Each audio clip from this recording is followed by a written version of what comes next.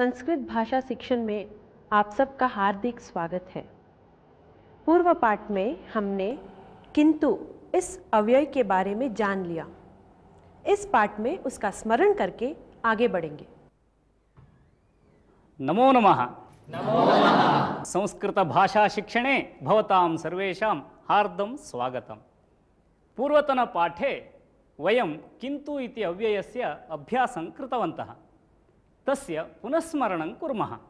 यथा मम समीपे करवस्त्रम् अस्ति किन्तु उपयोगं न करोमि।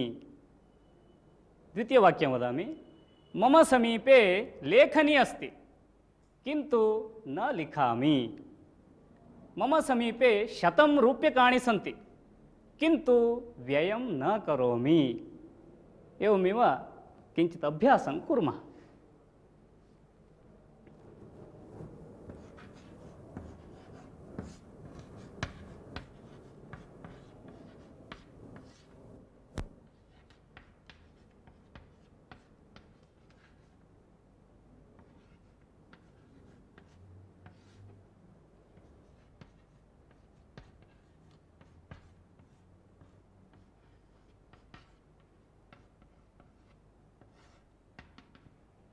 अत्र एकं वाक्यमस्ति।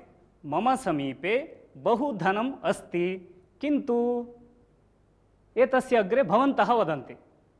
उदाहरणार्थं मम समीपे बहु धनम् अस्ति किन्तु अहं बहिः न प्रकटयामि। वदन्ति वा? क्रमशः वदन्तु। मम समीपे बहु धनम् अस्ति किन्तु वित्तकोशे न स्थापयामि। मम समीपे बहु धनम् अस्ति किन्तु अपव्ययं न करोमि।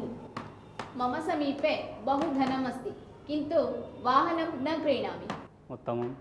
मम समीपे बहु धनम् अस्ति किन्तु अहं दुष्टेभ्यः न ददामि। उत्तमम्।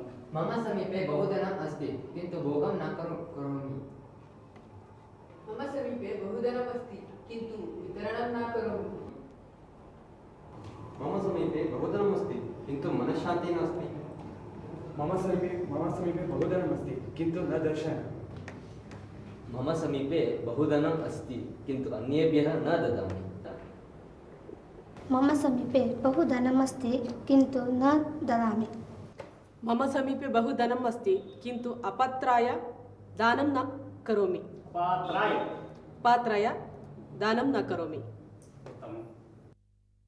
मम समीपे बहु धनम् अस्ति किन्तु वित्तकोशे स्थापयितुं न इच्छामि। मम समीपे बहु धनम् अस्ति किन्तु अहं दानं न करोमि। मम समीपे बहु धनम् अस्ति किन्तु अहं सर्वं न ददामि। इदानीं किन्तु इति उपयोगं कृत्वा विविधानि वाक्यानि वदन्ति वा? मम समीपे बहु कङ्कणानि सन्ति अहं न धरामि। किन्तु इति उपयोगं कृत्वा वदतु। मम समीपे बहु कङ्कणानि सन्ति किन्तु अहं न धरामि। मम अत्यन्तं बुभुक्षा अस्ति किन्तु भोजनं न रोचते। यानम् अत्रैव अस्ति किन्तु अहं पादाभ्याम् एव अटामि। पण्डितस्य अधिकज्ञानम् अस्ति किन्तु उपयोगं न करोति। अद्य विद्यालयः अस्ति किन्तु अहं विद्यालयं न गतवान्। परीक्षा सन्निहिता अस्ति किन्तु पठनं न समाप्तम्। कृष्णः सम्यक् पठति किन्तु तस्य अहङ्कारः नास्ति। कः? कृष्णः। अद्य वृष्टिः अस्ति किन्तु बालः छत्रं न नयति। अहं मधुरं बहु इच्छामि किन्तु आरोग्यं सम्यक् नास्ति। अहं मधुरं बहु इच्छामि किन्तु आरोग्यं सम्यक् नास्ति। वदतु। अहं मधुरं बहु इच्छामि किन्तु आरोग्यं सम्यक् नास्ति। मम समीपे बहु साहित्यपुस्तकानि सन्ति किन्तु पठितुं समयः नास्ति। गोपालस्य शिरः अस्ति किन्तु बुद्धिः नास्ति। अहं पायसं खादितुम् इष्टवती किन्तु अम्बा न दत्तवती। देवालयः मम गृहे समीपे अस्ति। गृहस्य समीपे अस्ति। देवालयः मम गृहस्य समीपे अस्ति किन्तु अहं प्रतिदिनं न गच्छामि। मम समीपे पुस्तकम् अस्ति किन्तु अहं सर्वं न पठामि। श्रीमन् अन्तः आगच्छामि वा? आगच्छतु आगच्छतु। इदानीं एकस्य नूतनपाठ्यांशस्य अभ्यासं कुर्मः। एतत् किं फलम्? उत्तमम्। एषा का?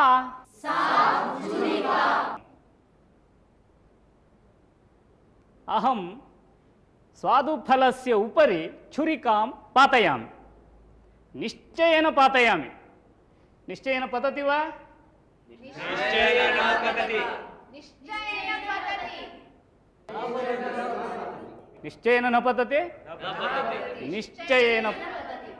निश्चयेन पातयामि।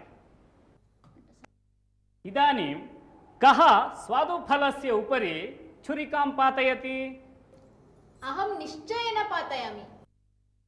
अहं निश्चयेन पातयामि। अहं निश्चयेन पातयामि। अहं छुरिकां निश्चयेन पातयामि। आगच्छतु।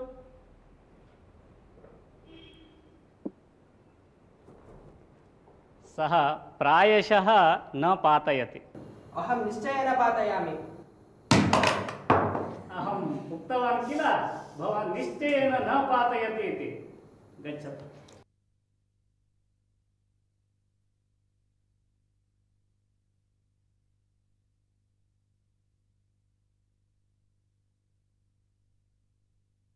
निश्चित रूप से इस अर्थ बताने के लिए निश्चयेना इस शब्द का प्रयोग किया जाता है। जैसे अहं निश्चयेन मंत्री भविष्यामि। अहं निश्चयेन सत्कार्यं करोमि। एतादृशवाक्यानि वदन्ति वा? अहं निश्चयेन अकार्यं न करोमि। अहं निश्चयेन विज्ञानी भविष्यामि। अहं निश्चयेन भविष्ये संस्कृतं पाठयामि। उत्तमम्। अहं निश्चयेन देवालयं गच्छामि। अहं निश्चयेन संस्कृताध्ययनं करोमि। संस्कृताध्ययनं करोमि। संस्कृताध्ययनं करोमि। अहं निश्चयेन समाजसेवां करोमि। अहं निश्चयेन पुस्तकं पठामि। अहं निश्चयेन भारत इतिहासं जानामि। उत्तमम्। अहं निश्चयेन संस्कृतकार्यं करोमि। अहं निश्चयेन स्नानं करोमि। अहं निश्चयेन सेवाकार्यं करोमि। अहं निश्चयेन दन्तचोरवीरप्पन् गृह्णामि। अहं निश्चयेन संस्कृतेन सम्भाषणं करोमि। अहं निश्चयेन सेवाकार्यं करोमि। भानुवासरे अहं निश्चयेन चित्रमन्दिरं गच्छामि। अहं निश्चयेन अद्य निद्रां करोमि। अद्य कक्षां प्रति वारुणी विलम्बेन आगतवती। तस्य कारणं वयम् ऊहित्वा वदामः। प्रायशः इति उपयोगं कृत्वा वाक्यं वदामः। वदन्ति वा? सा प्रायशः चलनचित्रं गतवती आसीत्। प्रायशः सा भूरिभोजनं कृत्वा निद्रां कृतवती। प्रायशः मार्गे वाहनसम्मर्दः आसीत्। प्रायशः सा देवालयं गतवती। प्रायशः सा विस्मृतवती। प्रायशः सा अस्वस्था आसीत्।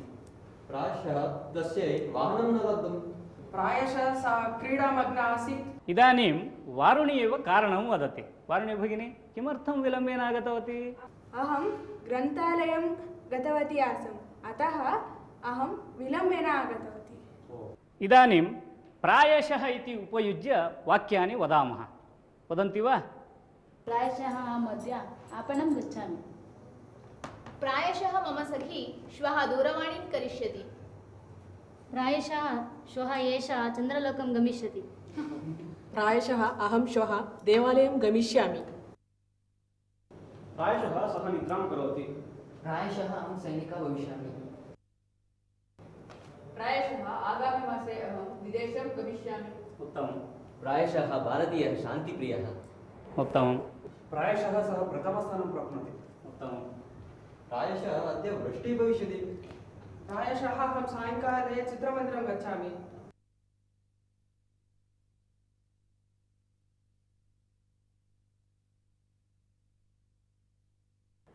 जब उत्तर बताने वाले को संदेह रहता है तब वह प्रायशः शब्द का प्रयोग करता है। एतद्विषये पुनः अन्यमेकम् अभ्यासं कुर्मः। अहं कृष्णफलके चित्रलेखनस्य आरम्भं करोमि। एकां रेखां लिखामि अथवा किञ्चित् वर्धयामि। तदा भवन्तः वाक्यानि वदन्ति। अहं किं लिखामि इति। अस्तु वा? तत्र निश्चयेन प्रायशः इति शब्दं भवन्तः योजयन्तु।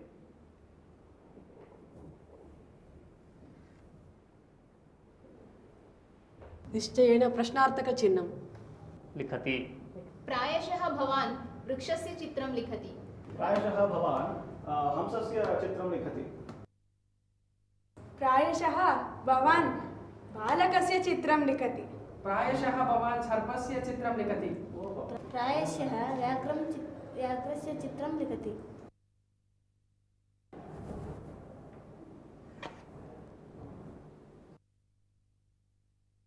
कः वदति? प्रायशः भवान् भवतः पत्न्याः चित्रं लिखति। प्रायशः भवान् पत्रिकायाः चित्रं लिखति। अस्तु, पुनः किञ्चित् साहाय्यं करोमि।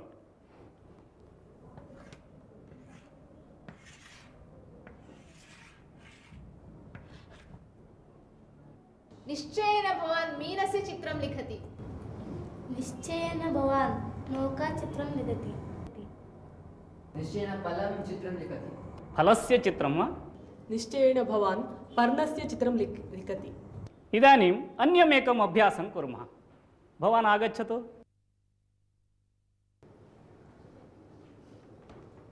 एषः जीवने अग्रे कः भविष्यति इति ऊहां कुर्वन्तु। वाक्यं वदन्तु। वाक्ये निश्चयेन अथवा प्रायशः द्वयोर्मध्ये एकं शब्दं योजयित्वा वाक्यं वदन्तु। सः निश्चयेन शिक्षकः भविष्यति। सः निश्चयेन नटः भविष्यति। सः निश्चयेन चोरः भविष्यति। सः निश्चयेन सैनिकः भविष्यति। सः निश्चयेन वैद्यः भविष्यति। सः निश्चयेन विज्ञानी भविष्यति। सः प्रायशः विद्वान् भविष्यति। सः प्रायशः विमानचालकः भविष्यति। सः निश्चयेन वेदपण्डितः भविष्यति। सः निश्चयेन विदेशप्रयाणं गमिष्यति। करिष्यति। पुनः वदतु। सः निश्चयेन विदेशप्रयाणं करिष्यति। सः निश्चयेन तन्त्रज्ञानी भविष्यति। सः प्रायशः भोजनप्रियः भविष्यति।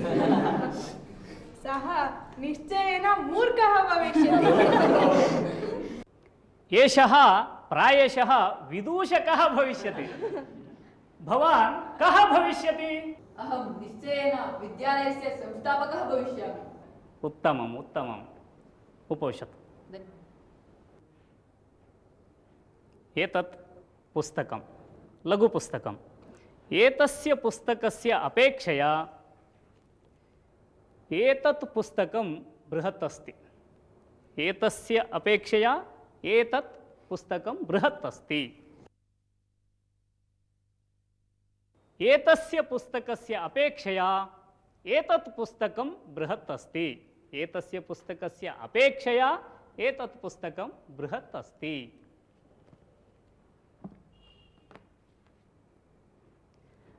काकः काकस्य अपेक्षया शुकः सुन्दरः अस्ति। काकस्य अपेक्षया शुकः सुन्दरः अस्ति।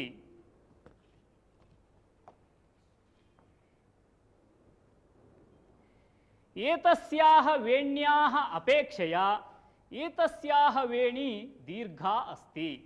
एतस्याः वेण्याः अपेक्षया एतस्याः वेणी दीर्घा अस्ति। उत्तिष्ठतु उत्तिष्ठतु। गिरिजायाः अपेक्षया सावित्री उन्नता अस्ति। गिरिजायाः अपेक्षया सावित्री उन्नता अस्ति। का उन्नता अस्ति? गिरिजायाः अपेक्षया सावित्री उन्नता अस्ति। एतस्य दण्डस्य अपेक्षया एषः दण्डः दीर्घः अस्ति। एतस्य दण्डस्य अपेक्षया एषः दण्डः दीर्घः अस्ति। केरलस्य अपेक्षया कर्णाटकं बृहत् अस्ति। पाकिस्तानस्य अपेक्षया भारतदेशः बृहत् अस्ति। इदानीम् अपेक्षया इति उपयुज्य वाक्यानि वदन्तु। अजस्य अपेक्षया गजः स्थूलः अस्ति। उत्तमम्। विजयाः अपेक्षया जानवी बुद्धिमती। उत्तमम्। अन्यभाषा अपेक्षया संस्कृतभाषा सरला अस्ति। उत्तमम्। बकस्य अपेक्षया हंसः सुन्दरः। उत्तमम्। रामायण अपेक्षया महाभारत बृहत् अस्ति। उत्तमम्।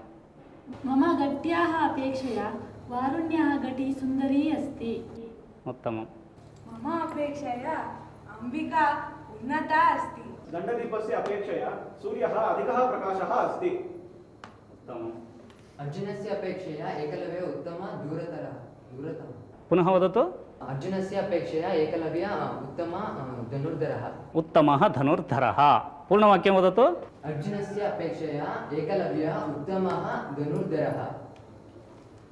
दुर्योधनस्य अपेक्षया श्रीकृष्णः उत्तमः। दुर्जनसहवासम् अपेक्षया सज्जनसहवासम् उत्तमम्। दुर्जनसहवासापेक्षया दुर्जनसहवास अपेक्षया सज्जनसहवासः उत्तमः। उत्तमम्। एतस्य अपेक्षया एषः बुद्धिमान् अस्ति। जब दो वस्तुओं का तुलना करते हैं तब इसका प्रयोग होता है।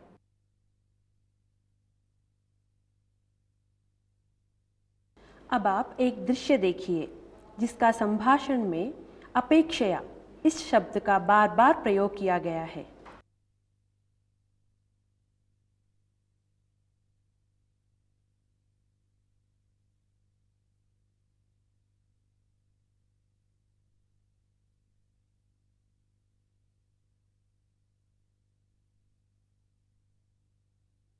भोः निबन्धानां सङ्ग्रहः अस्ति वा? अस्ति, तत्र पश्यतु।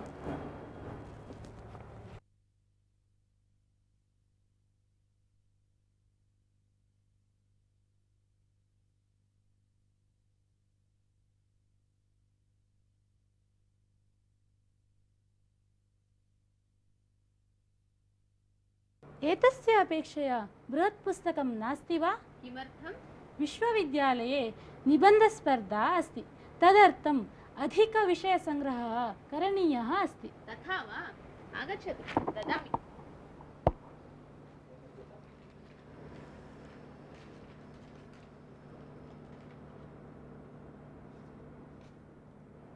एतत् पुस्तकं पश्यतु, तस्य अपेक्षया उत्तमम् अस्ति। उत्तमं। मम सख्याः समीपे एतत् पुस्तकं नास्ति, तस्याः अपेक्षया अहम् अधिकविषयसङ्ग्रहं कर्तुं शक्नोमि। यदि सा अन्यत् पुस्तकं प्राप्नोति तर्हि भवत्याः अपेक्षया अधिकं विषयसङ्ग्रहं करोति। एवं वा? परन्तु अस्माकं ग्रन्थालयस्य अपेक्षया उत्तमः ग्रन्थालयः अन्यः नास्ति, अतः सा तत् प्राप्तुं न शक्नोति। भवतु, अहम् इदानीं गच्छामि। श्वः सर्वेषाम् अपेक्षया शीघ्रम् अत्र आगत्य सर्वं पठामि। अस्तु, तथैव करोतु। इदानीं वयम् एकं सुभाषितं शृणुमः।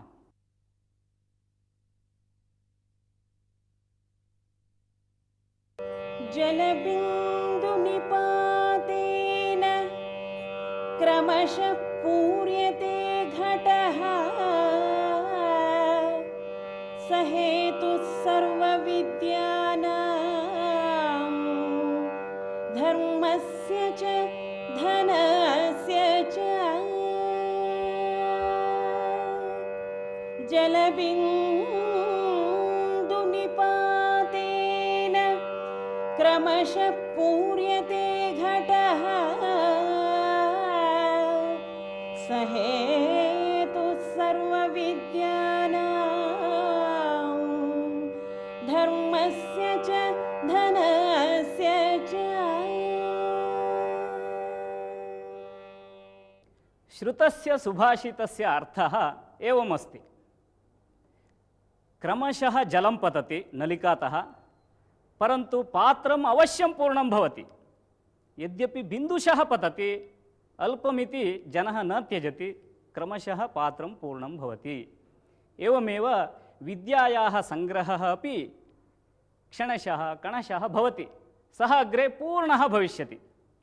एवमेव धर्मकार्याणि अपि सः कुर्वन् गच्छतु जीवने, अवश्यं धर्मिष्ठः भवति। एवमेव विद्यायाः सम्पादनं धनस्य सम्पादनमपि तथैव। कणशः धनसम्पादनं करणीयम्, एकनाणकं नाणकद्वयं नाणकत्रयम् इति न त्यक्तव्यं, सर्वमपि सङ्गृह्य सः अग्रे प्रभूतं धनं सम्पादयिष्यति। एवं सुभाषितकारः वदति विद्यायाः सम्पादनं धनस्य सम्पादनं धर्मस्य सम्पादनं क्रमशः भवति, सः पूर्णः भवति। सुभाषित का अर्थ यह है, जल के एक एक बूंद के गिरने से कुछ समय में घड़ा भर जाता है, वैसे ही बिंदु ग्रहण के माध्यम से धन और धर्म की वृद्धि होती है। इदानीम् अहम् एकां कथां वदामि। कावेरीनद्याः तीरं, कावेरीनद्याः तीरे एकं गुरुकुलं। गुरुकुले वटवः सन्ति, बालकाः। ते प्रतिदिनं नियमितं जीवनं कुर्वन्ति, प्रातःकालतः रात्रिपर्यन्तं नियमितं जीवनम्। उत्तिष्ठन्ति, अध्ययनं कुर्वन्ति, योगासनादिकं कुर्वन्ति, एवं पवित्रं जीवनं तेषां। भिक्षाटनं तेषां कार्यं। बहिः गच्छन्ति, भिक्षां याचित्वा गृहम् आनयन्ति, मिलित्वा सर्वे खादन्ति। एवं गुरुकुलस्य नियमः, पद्धतिः। एकदा सुन्दरः नाम बालकः भिक्षाटनार्थं बहिः गच्छति। भिक्षाटनं कृत्वा सर्वं सङ्गृह्य प्रत्यागच्छति। आगमनसमये मार्गे एकं शिलाखण्डं पश्यति। सुन्दरः शिलाखण्डः, नीलवर्णः, कन्दुक आकारेण अस्ति। अतः तस्य कुतूहलं भवति, हस्तेन गृह्णाति, तस्य समीपे स्थापयति, क्रीडार्थं वा उपयोगः भवति इति चिन्तयति। गुरुकुलम् आगच्छति, तस्य मित्राणि सन्ति, मित्रेभ्यः दर्शयति।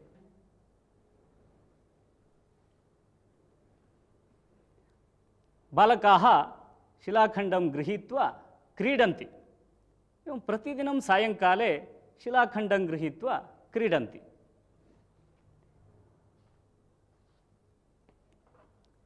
एकदा गुरुः पश्यति शिलाखण्डं। सः सुन्दरम् आहूय पृच्छति, हे सुन्दर, एतं शिलाखण्डं भवान् प्राप्तवान्, परन्तु एतेन शिलाखण्डेन इतः परं भवान् न क्रीडतु, अन्येन शिलाखण्डेन क्रीडतु। एतं शिलाखण्डं गृहीत्वा भवान् आपणं गच्छतु, एतस्य विक्रयणं करोतु इति वदति। गुरोः आज्ञा। सः सुन्दरः आपणं गच्छति, शाकापणं गच्छति। प्रथमतः शाकापणिकं पृष्टवान्, भवान् एतं शिलाखण्डं क्रीणाति वा? आपणिकः वदति, नाणकद्वयं ददामि। तदा सः बालकः गुरुं पृच्छामि इति प्रत्यागच्छति। गुरुः वदति, भोः, इदानीं पुनः अन्यत्र विचारयतु, विक्रयणात् पूर्वं मां पुनः एकवारं पश्यतु इति वदति। सः तथैव बालकः अन्यत्र गच्छति। सुन्दरः क्रीडनकविक्रेतुः समीपं गच्छति। सः तं विचारयति, एतस्य मूल्यं कियत् ददाति? सः वदति, अहं रूप्यकद्वयं ददामि। तदा बालकः पुनः गुरोः समीपम् आगच्छति। तदा गुरुः पुनः वदति, इदानीं भवान् नगरान्तरं गच्छतु, तत्र विचारयतु। सः बालकः नगरं गच्छति, तत्र आभरणस्य आपणं पश्यति। आभरणविक्रेतारं पृच्छति, एतस्य शिलाखण्डस्य मूल्यं कियत्? अहम् एतं शिलाखण्डं विक्रेतुम् इच्छामि। सः आपणिकः परीक्षां करोति सूक्ष्मतया। सः वदति, भोः बाला, एतस्य शिलाखण्डस्य मूल्यम् अमूल्यमस्ति। यदि अहम् आपणे स्थितस्य सर्वस्य आभरणस्य विक्रयणं करोमि, तथापि एतस्य शिलाखण्डस्य मौल्यं न भवति। तावदस्ति एतस्य शिलाखण्डस्य मौल्यं। यदि भवान् विक्रेतुम् इच्छति, मया आपणः त्यक्तव्यः भवति। तदा बालकः अमूल्यं शिलाखण्डं गृहीत्वा पुनः गुरोः समीपं गच्छति। गुरुः वदति, भवता शिलाखण्डस्य मौल्यं ज्ञातव्यं चेत् रत्नपरीक्षकेण भवितव्यम् तदा एव शिलाखण्डस्य वास्तविकमौल्यं किम् इति ज्ञायते इति गुरुः वदति। पुनः वदति, पश्यन्तु, जनानां समीपे अत्यमूल्यं वस्तु अस्ति जीवनं नामकं, परन्तु ते मौल्यं न जानन्ति। यदि सम्यक् मौल्यं ज्ञात्वा व्यवहरन्ति तेषां जीवनमपि अत्यमूल्यं भवति। एवं गुरुः कथाद्वारा सन्देशं ददाति। कथायाः अर्थः ज्ञातः किल? धन्यवादः। नमो नमः।